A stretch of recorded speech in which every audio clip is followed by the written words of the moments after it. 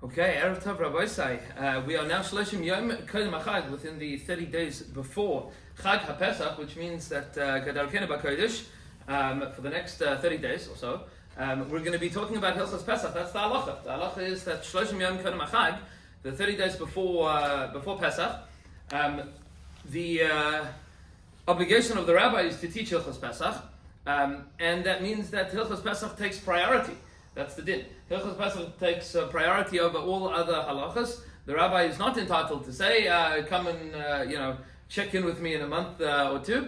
You have to answer the questions. That's the din. Shloshim Yom Kodem HaChag. And as we have done for the past few years, the shalas that come through on the WhatsApp chat, we're going to be dealing with some of them during our Mincha Maariv Divrei Torah, and some of the chavra asked if this year we could record them by video so that we'll put them up online and people will be able to watch and ask questions and find all the controversial things that I'm going to say, and then put it on social media, however that works. The first question that came through today is the question. It's a very specific question, but it's an opening to a lot of different sugyas in the world of Kashering, and that is the question of Kashering of a sous vide machine.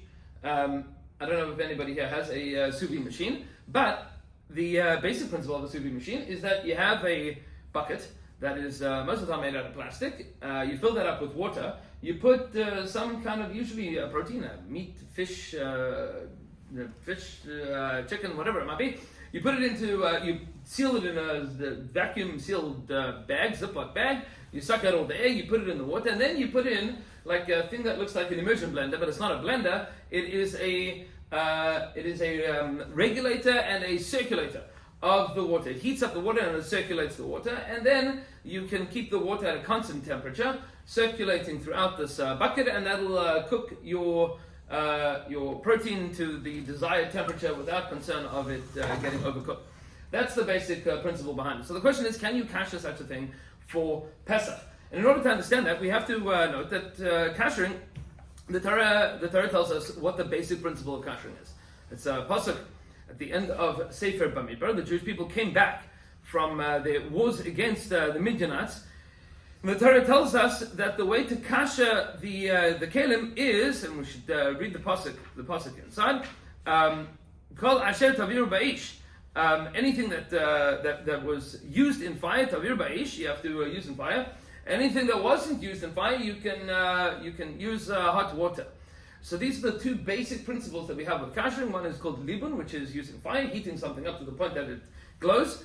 And then that's something called hagala, which is putting it into boiling water, or pouring boiling water on top of those. On top of it, both of those things constitute hagala. We'll talk about some of the differences a little bit later.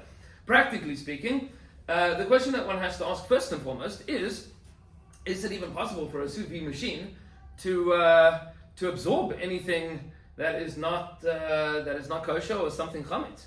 Practically speaking, I was looking into this today. Sous vide machines are not designed to heat up water to boiling. So you're never going to get to a point where ideally, unless it's malfunctioning, which is also possible, the water that you're heating up is never supposed to become boiling in the sous vide bucket.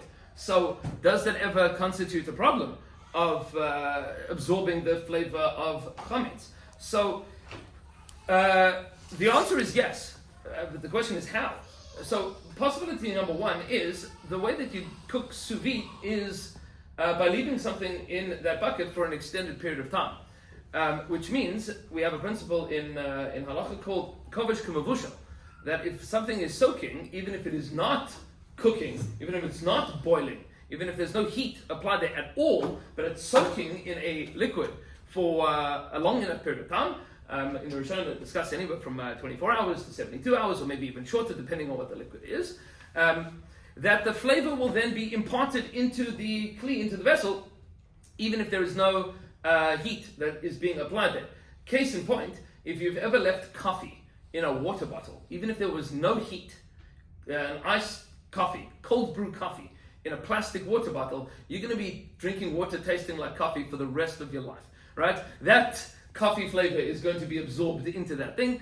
It's the flavor is stuck there. That's called kovesh k'mavushal. It can transfer flavor even if there's no heat. So first and foremost, yes, heat is not entirely necessary to transfer the flavor into that plastic bucket. You can certainly do so, even if it's not hot enough. But also, the design of the sous vide machine is made that the water, in general, does not get to boiling. But you could, in theory, set it to close to that, and the regulator is going to keep on circulating the water around, but it itself and the water in its immediate vicinity might, in fact, be hotter than boiling. Meaning it could heat up to beyond boiling. It's just once the water that it is in contact with, that the thermostat part of it is in contact with, it's right next to the heating element, you're playing with a few degrees here or there, it might in fact get to boiling. So it is possible to absorb both heat and non-heat. It is possible for it to absorb. But you're putting it in a Ziploc bag, it's only water that's ever coming in contact with it. So the answer is yeah, kind of, sort of.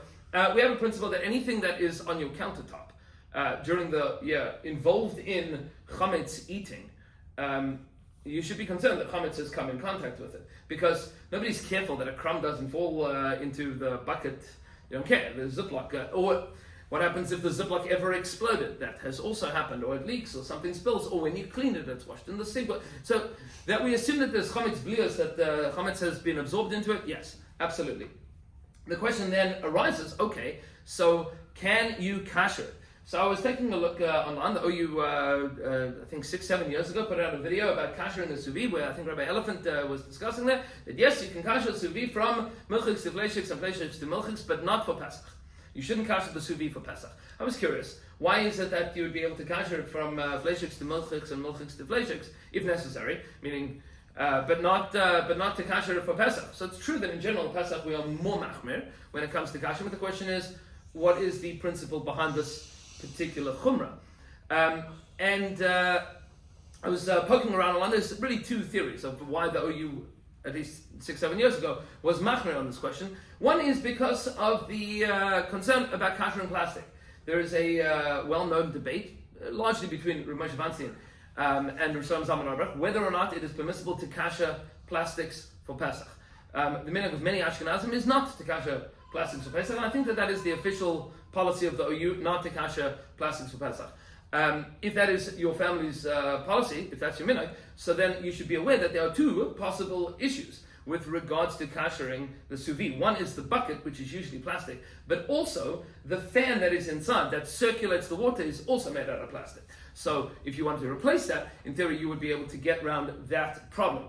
But the second problem is what the Mishnah Berurah discusses, and that is that things that have very, very tight parts to a particular device, particular kli, we don't kasher for Pesach because we are not entirely sure that you can clean it out sufficiently. So if you take apart a sous vide machine, as some fellow did on YouTube that I was trying to figure out, so you'll see that there are really three parts to the cylindrical sous vide machine. One is the immersion heater thing, like the old school heater, like that, you would blow things up with once upon a time. If you took it out of the water, right? Yes, you remember those things? So that's one part of it, is the immersion heater part. The second part is the one or two probes of a thermostat, also made out of stainless steel. And then the third part is the fan. And then it has a cover, which is usually also made out of stainless steel, that holds the whole thing intact so that pieces don't fly into it. That cover is removable. You can absolutely remove it. The fan, you could also unscrew. That's just a regular Phillips screw. You can take that off and clean that underneath. The question then really arises, how tightly wound is that immersion heater thing, and can you sufficiently clean in between it? If your immersion heater is cleanable in between, then you're for sure good to go. How would you kasher it? So you'd kasher this the same way that you'd kasher anything that you use with hot water, and that is you would fill up a pot of boiling water, and you would stick the whole thing, all of the pieces, once you've taken it apart, cleaned it, you would stick it in, and then leave it there for 3 seconds, take it out, and then it is kasher. That's the way to do it. Apparently the best way to clean that, however, is to take off the opening cylinder thing, then to put it in a bucket of water with some vinegar, and let it run with the vinegar on to descale all of the deposits of minerals and whatever else came in your water and whatever dirt might be there. That'll clean it up. Pashtus is that if you kasher plastics and you can clean in between the coils of your sous vide machine, there is no fundamental reason that it is not kasherable for Pesach. To be continued tomorrow.